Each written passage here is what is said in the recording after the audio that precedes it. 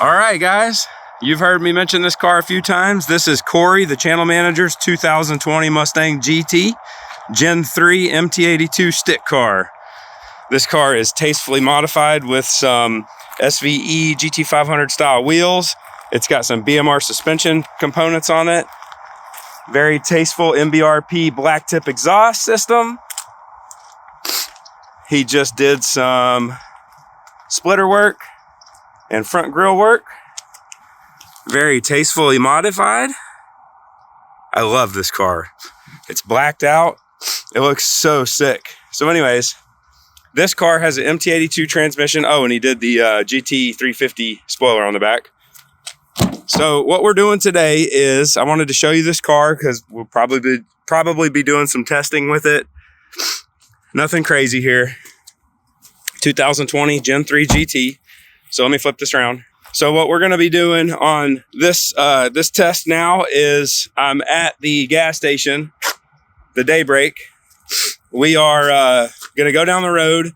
We're gonna make 3 back-to-back hits from 60 to 115 on 93 octane from the 76 station, okay? And then what we're gonna do is, I've got 46 miles to E. So by the time I'm done doing this, I'm gonna run this thing down. Then I'm gonna put some E40 fuel in it, and I'm gonna go back to the same exact spots for run number 1, 2, and 3, and we're gonna compare them, and we're gonna see if stock tuned Gen 3 Mustangs, 1 gear pull, no variables, no shifts, no 60 to 115. We're gonna see if this car gains 1, 2, 3, 4 tenths in 1 gear pull, 60 to 115 in 3rd gear. You're eliminating all the variables other than the power of the car, and as long as, you know, the variables are the same in terms of the temperature and stuff, but we're doing this right now. So let's see if the E40 fuel will pick up on this car. Let me just show you, pop the hood real quick and show you guys, just so you can see. This car is stock with just a K&N air filter that Corey put in it when he got it.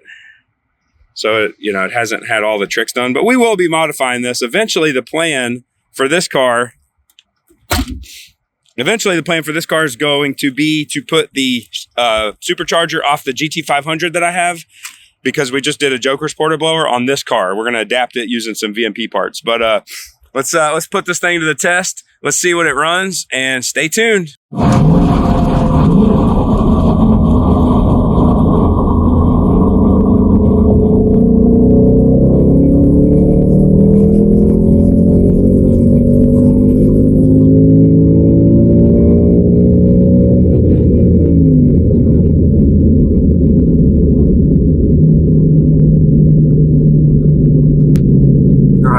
First hit. Second hit should be coming up here. I forgot that when you film it, it does not, it doesn't show on the video. So we'll just do the filming and then I'll show the screen.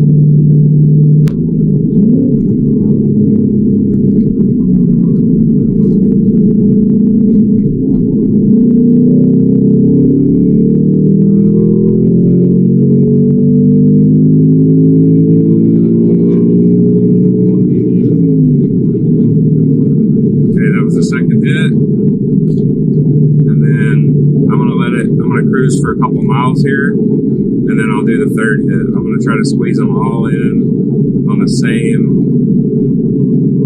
film.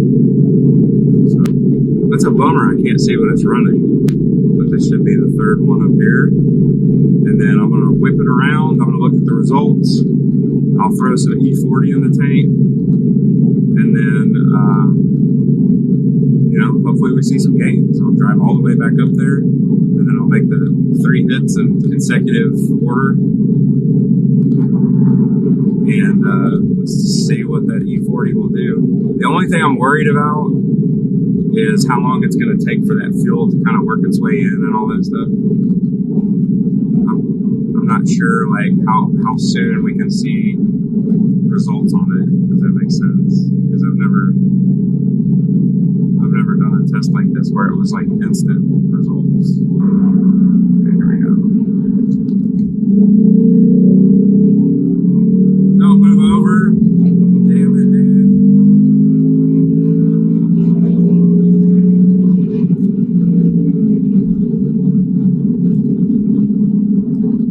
All right, I just pulled into the 76 station after 3 back-to-back hits, as you just saw.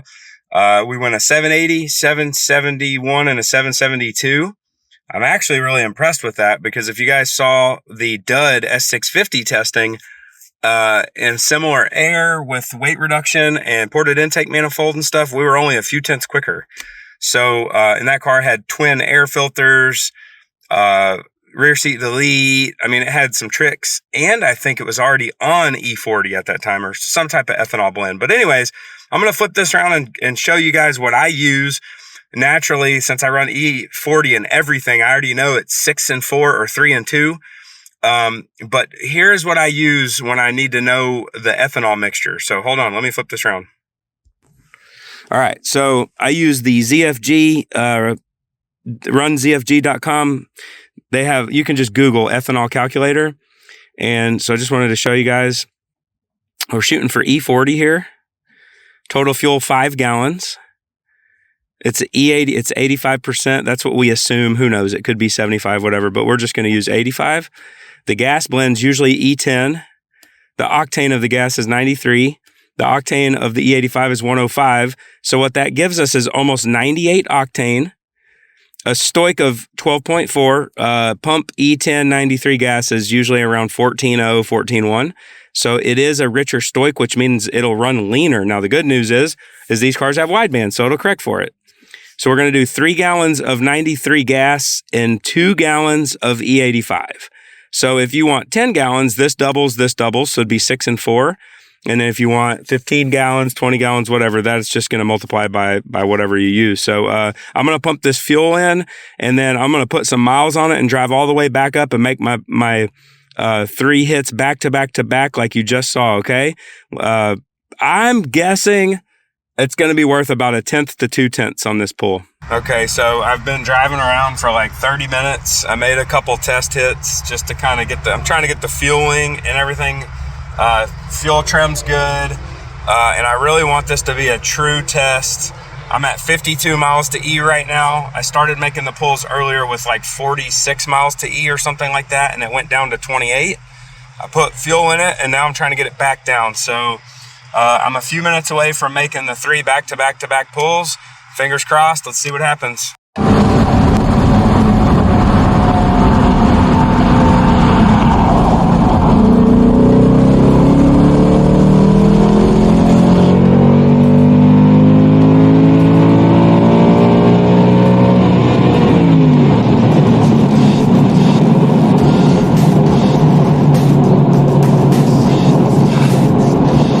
Felt pretty good. I'm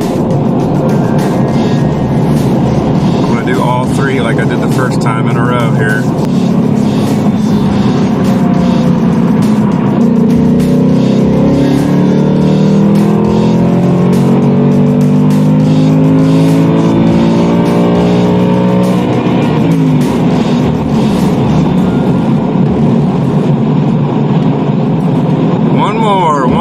One more.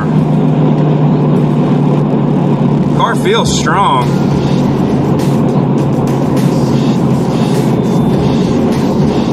Car feels really strong. So I drove around for a while until I could get it back to the miles, so this could be an apples to apples test. I did cheat a little bit and peaked at 1 hit. I made a hit and it actually showed a gain. It was like a 763 or something, and that was like with all the fuel in it. So I don't know, maybe I can't see what it's running, guys. It's not on the screen, so maybe it'll click off a 759. I just want legitimate gains, so I'll have quite a few runs when this is all said and done. And again, the single gear pull eliminates all the variables, which is nice. weather's changed a little bit. Not anything like significant. All right, here we go.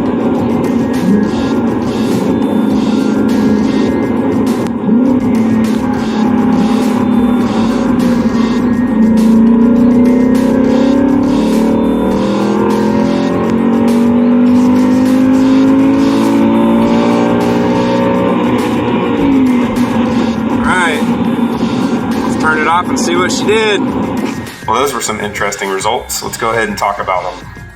First and foremost, I want to clarify what I'm doing in this test, okay? So I don't have access to a dyno. So for me, the next best thing is an acceleration test. Then you need to chop it down. Then you got to analyze what is the best way to do an acceleration test, but remove all the variables, okay? So naturally, we try to do the same thing. We try to drive around the same amount of time. I try to make sure it's on the same exact spot, same exact location. But why am I doing it the way I'm doing it? Okay, so in this scenario, it would be 60 to 115. The reason for that would be that is the speed that takes the car from around 2,500 RPM to redline, okay, in this one gear, in this third gear. Now on a dyno, you usually use a 1-to-1 gear, but I would have to go way too fast, and I just don't want to do that.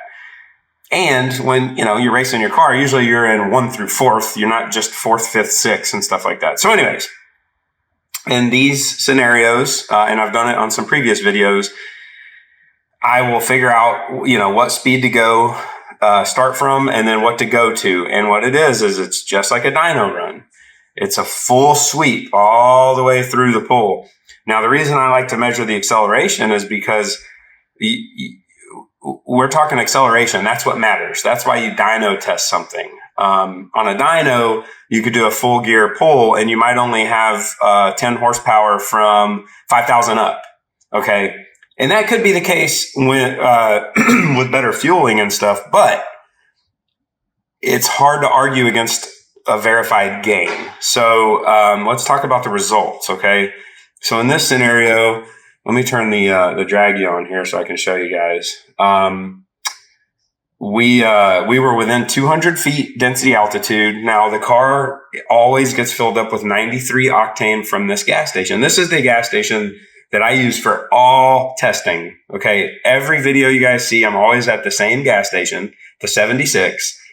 The fueling, I've never had issues with bad fuel there. The fuel's always been consistent, so I use it. 76 is a high quality fuel product. Okay, it's a top tier fuel. In this scenario, what we had was we had a car that had been run on 93 octane for weeks and weeks and weeks, and we've been talking about doing this test for a while now.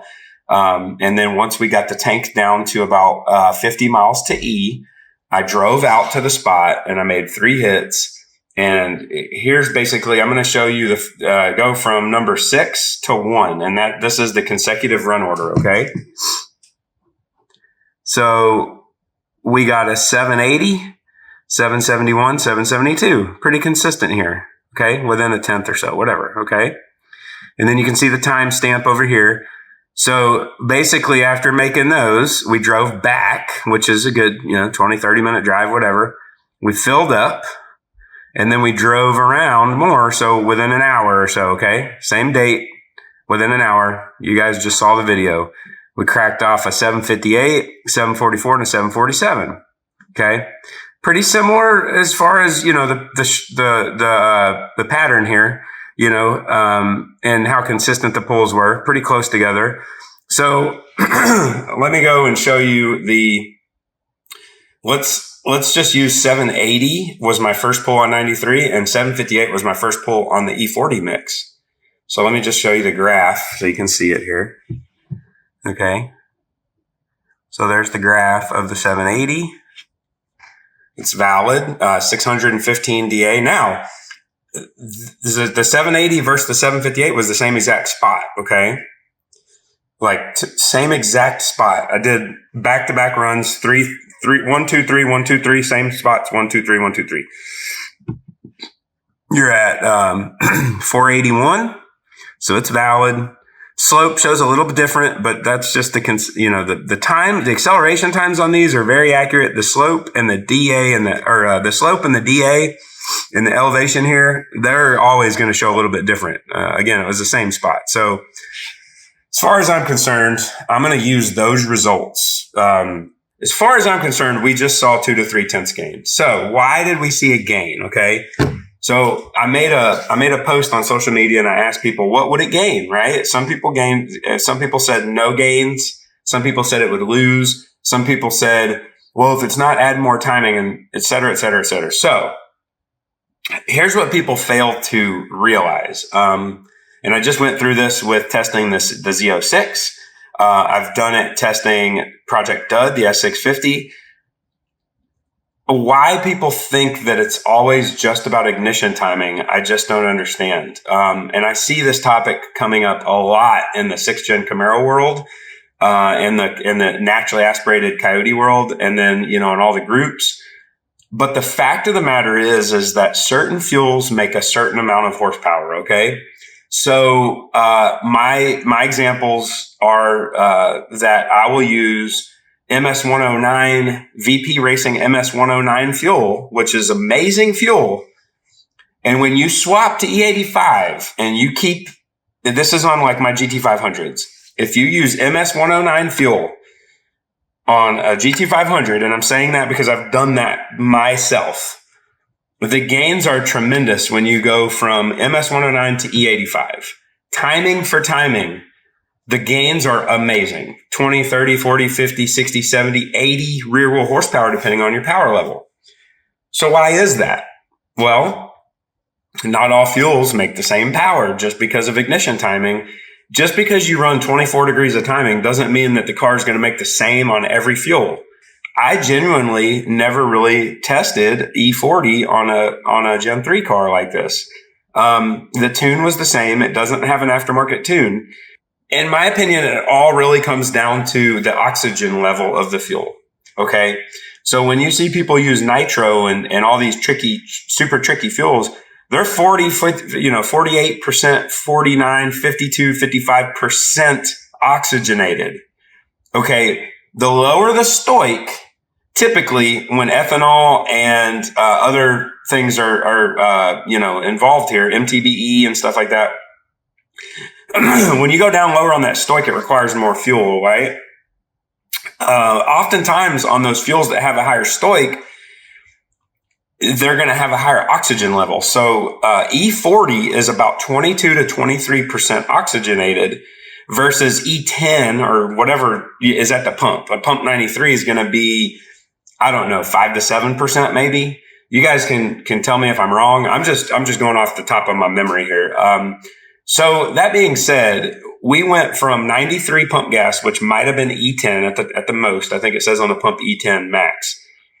It was probably 3 to 7% oxygenated, and we put in E40. So the stoic was about a point to a point and a half on the richer side, which means it'll run leaner if you don't tune for it. Luckily these cars have widebands, so it can compensate. But my point is that if you look at the oxygenation level of the E40, it's going to be more along the lines of 20 to 25% oxygenated and not 5 to 7% oxygenated. Okay. Any other factor, I don't see where the gains would come from. So my theory, based on this gaining 1+ tenths consistently, just from a different fuel mixture that's at the pump, no special fuels, my theory is that it's because it's a higher oxygenation level, and that's what made the power. Now, I didn't data log it. There's a chance that 93 could have been bad for the first time ever, and maybe the timing wasn't seeing full timing. Now, on all the other cars that I have data logged, I've never seen that to be the case. So I would find it hard to believe that that's the case. And also, to bring up the past, I did test Dud like this in a third gear 60 to 115, the S650, and this car is right on its heels. Okay. Dud had a rear seat delete, air filters, ported intake, and some other stuff, little tricks and stuff. And it ran similar on the same wheels, a little bit quicker. But this car with just a K&N air filter and E40 is like right on its heels. Similar DA too. So the reason I'm saying that is because that leads me to believe even further that the 93 that we had in the tank on the baselines were right on par. They're right on par where they should have been. I don't think this car was, you know, it felt strong. I didn't feel it falling off up top. I've never had bad gas from this gas station. Again, I can't say for fact because I wasn't data logging. But at the end of the day, I'm not really doing a lot of data logging in these scenarios because I'm doing more real world. Get on the road, put your K&N air filter there in the car. Get on the road, make a test. It gains, it gains. It could be 8 p.m. versus 4 p.m. Well, that doesn't mean when you guys are modifying your cars, you're not planning a time like, hey, let's go race, but it has to be at 3:30 p.m. like the last time we raced. I'm doing real world stuff. Spur of the moment, on a whim, put fuel in it. Hey, let's go test it. Let's go make a hit, come back, put something in it, go hit. It's all minutia, all the 200, 128 feet difference in DA, blah, blah. It doesn't change the fact that I'm still doing it, okay? It might not be the very best test in the world, but if you've noticed on this channel, we're not going slower when we're doing things. The goal is to go faster. So I hope you guys enjoyed the test. I'm going to start doing more tests like this. I'm going to start doing more tests on cars that I don't own because, yeah, it's pretty expensive to just, hey, I want to go test an air filter. Let's go buy a $50,000 car, you know? So you guys stay tuned, like, subscribe, and share. And in the comments, if there's an easy test on any of these cars that you guys want to see, post below. Shoot us an email. It's pretty easy. It's misterdragy@gmail.com. Spells out Mr. Draggy. But anyways, we'll see you next time. I think the next test on this car might be something along the lines of like an intake manifold swap, or maybe just a tune from Palm Beach Dyno. I know that Corey got an RTD Plus and plans on doing a tune. So maybe we'll just do an E40 tune, right? Not even E85. Let's just do a tune on a blend and see what happens. Until next time, guys. See you later.